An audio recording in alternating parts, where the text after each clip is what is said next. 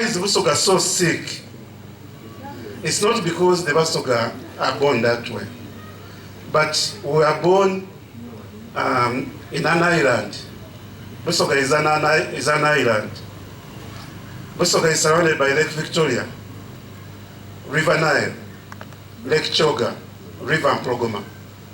And my brother Georginesco says, every land bulitaka Busoga likoma kuchibali. Isn't it so?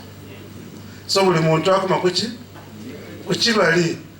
So we are a region that God endowed with beauty, with sunshine, with water, and everything wants to survive there, including malaria and other diseases. That's why we are so fertile. Ngo mukuru wako vyentu tulifata munda to our fertile numitwe. I need the parasites so don't be fertile, and they are causing us all these diseases like malaria, like cancer and others. That is why Busoga, because